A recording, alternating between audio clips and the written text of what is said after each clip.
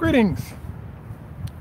Today's talk focuses on two issues. First, we look again at the BYD threat to Daimler Tesla when it comes to electric trucks. The second thing we look at today is the fact that Tesla has announced that it is moving away from free supercharging, and it's kind of bad news for customers, really good news for Tesla. This is Greg for Tesla Fan Insight. Thanks once again for joining us. If this is your first time on our channel, please take time to like and subscribe. If you're a repeat visitor, welcome back. Wanted to thank the new Patreon subscribers. We appreciate the support and can use as much support as any of y'all could provide. Would be greatly appreciated and really help make the channel successful. Also note your comments, questions, etc. also have a big impact and are really always appreciated. I decided today to sort of somewhat redo our BYD discussion that we had and has already been posted, because we had some noise issues. Even though we were trying to introduce some visuals that made it more interesting, I think it was a little bit challenging location chosen.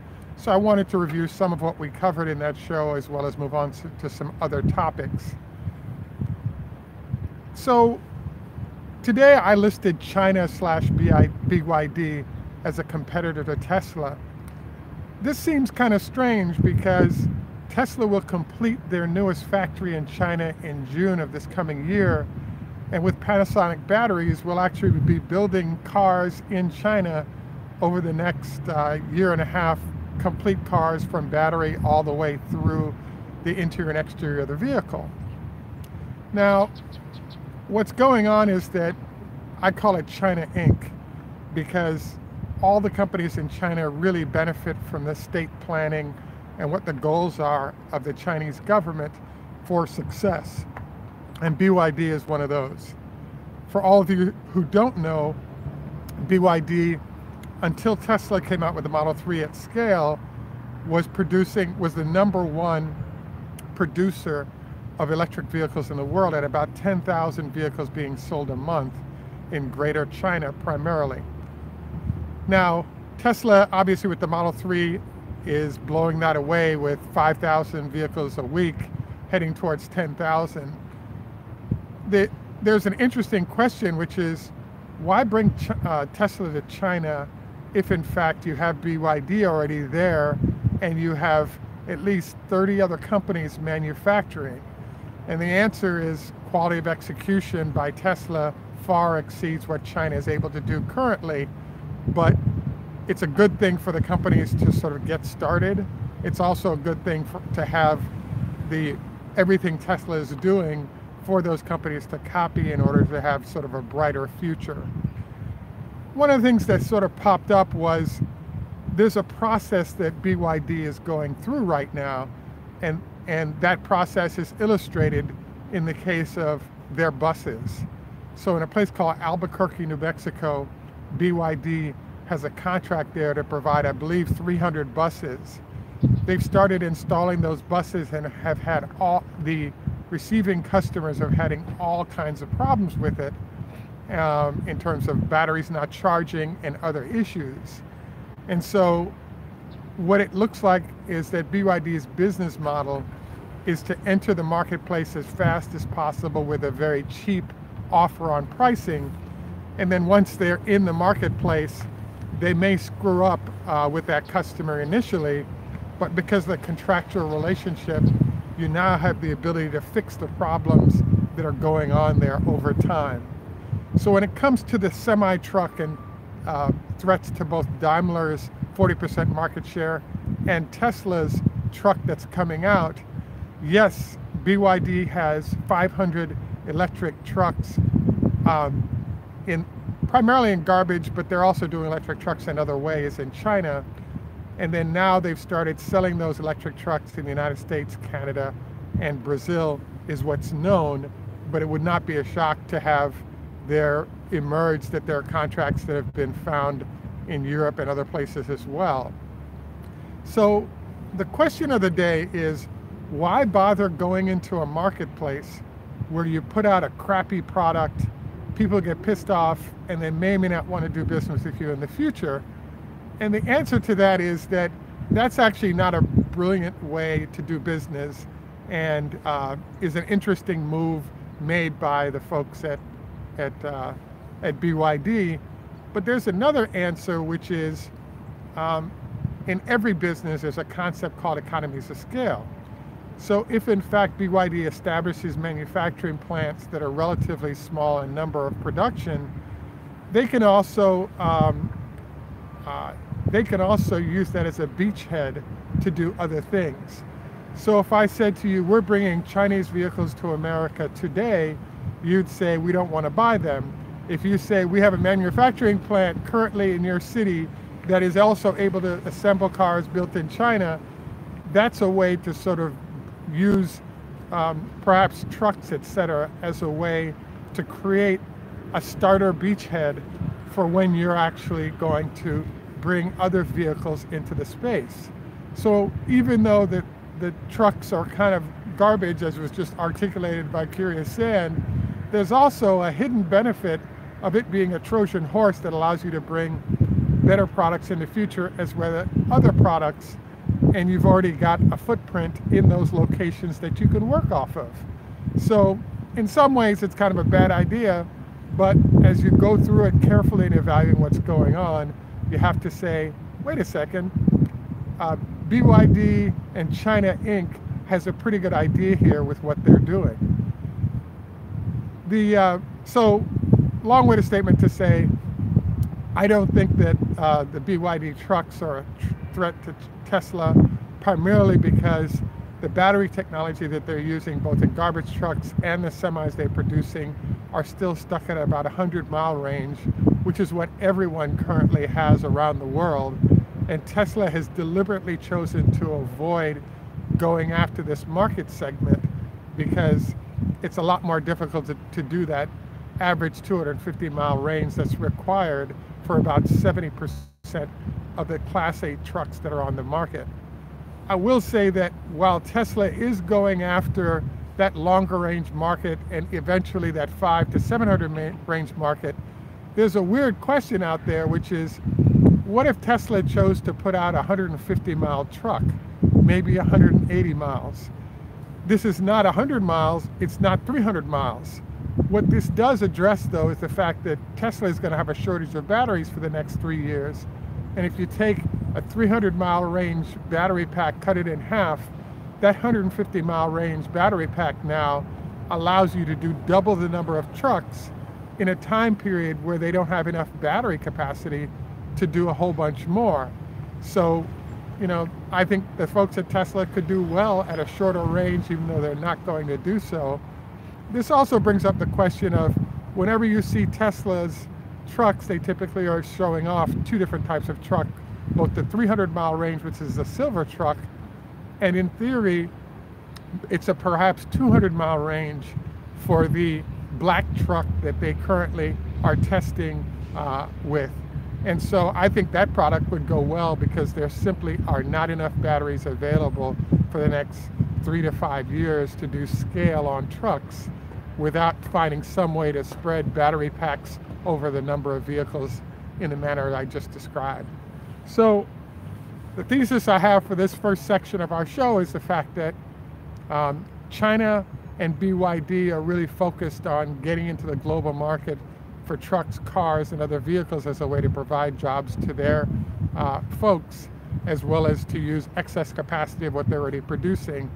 I do believe that they'll have thousands of installed electric trucks in the form of garbage trucks, as well as some short-range 100-mile Class 8 trucks in place. But the threat to Daimler/Tesla, I think, is relatively minor because they do have some severe quality issues. Number one, they have battery shortages like everybody else. But number three, they are getting first mover advantages because once they have a relationship with those customers, they can then leverage that relationship to bring better, newer products in down the road. So I hope that all the manufacturers globally don't sleep on the fact that Daimler can, or BYD can very much improve what they're doing and come after Tesla and other manufacturers that might be slower to market. The second thing I wanted to cover today is the fact that I think some huge news has hit, which is that Tesla is ending its free supercharger. The list, basically the discussion has been lifetime supercharging for the Model X and Model S, and Tesla has used that as a loss leader to attract customers for a long time. Model X and S owners can use the supercharger facilities between locations, but this, I believe, has really created a problem because Tesla is losing money on all of these charges, and the more money it loses through the back door in this manner, it threatens the long-term viability of the company. So I think it's somewhat bad for consumers to have to pay for their supercharging, but I really think it's actually really good news for Tesla. It's the health of the company as stockholders, because now you can start seeing revenues coming in on all those supercharger facilities, and that revenue will help to stabilize the company, help the stock do well, and make sure the company is around to provide that supercharging in the future. So it's kind of a good news, bad news scenario, and it's definitely worth reading up on it depending on the type of vehicle you have or plan to own.